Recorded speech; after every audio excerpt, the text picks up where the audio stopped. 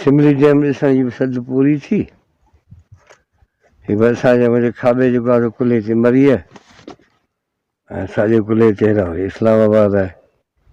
आरा रक लतीफ़ चए सोड़ियो सुॼन सेल थकियाई थर थेल चढ़ चुकियाई चोटीअ हलंदे हो त पुञ वॾे मुंहुं मिड़ई भेल।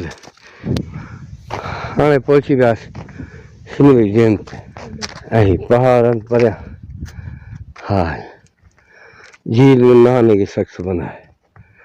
वाह वाह इहो है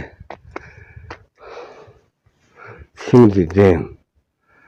रंध है असांजी किंजर वॾी आहे न किंजर 12 किलोमीटर आहे। लॻे उतर वाह त किंजर हिंदोरो थिए। सिमली डैम असांजी सद पूरी थी। हीअ असांजे मुंहिंजे खाॿे जेको आहे कुल्हे ते मरीअ ऐं साॼे कुल्हे ते रहो इस्लामाबाद आहे। ऐं सिमली डैम इस्लामाबाद खे बाराकोट खे ऐं सभिनी ॻोठनि खे पाणी पहुचायो। इहो आहे ॾिसो त प्यालो आहे ॿुधर जो ठहियल चुल्हारी वॾा पहाड़ ऐं 2000 फुट जा पहाड़ ऐं पाणी महफ़ूज़ आहे। हा न ॾेख जॻह मच्छी लॻी आहे भई छिक पोइ साईं असां इरादो काफ़ी वक़्त खां हो हिकु ॿ दफ़ो अॻे पायो आहियां वरी पंधु घुमंदा हलंदासीं।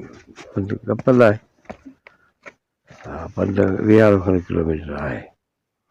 पोइ असांखे किथे सुज़की मिली किथे साइकिल मोटर मिलियो किथे पंधु कयोसीं।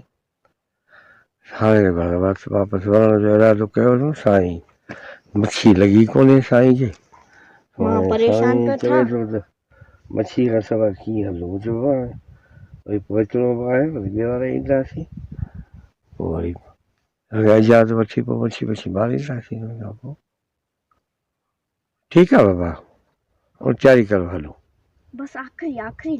भली लॻा आख़िरी पर मच्छी सीए असांखे बि सी लॻंदा पिया मच्छी खे बि सी लॻायोसीं न।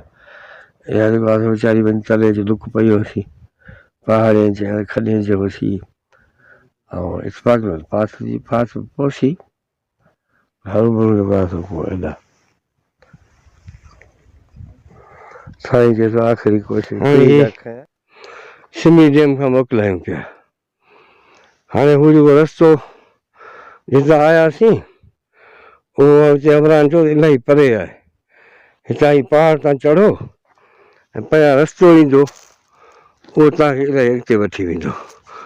हाणे चढ़ूं था पहाड़ ते साईं चढ़ी वियो आहे। इहा न आरा रक लतीफ़ चए सोड़ियो सुॼन सेल थकियाई थर थेल चढ़ चुकियाई चोटीअ हलंदे हो त पुञ वॾे मुंहुं मिड़ई भेल।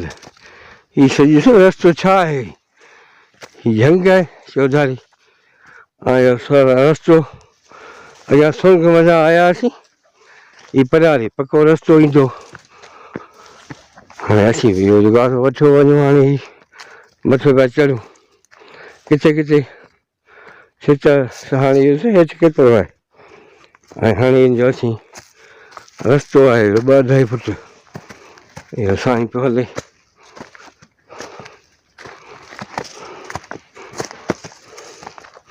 भर्थ न उछी आहे हा हीअ ॾिसो वरी हितां ॿियो कपर अची वियो।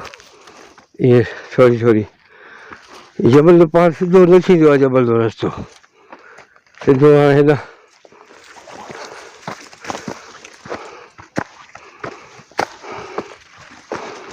हाँ ये वाली जंग में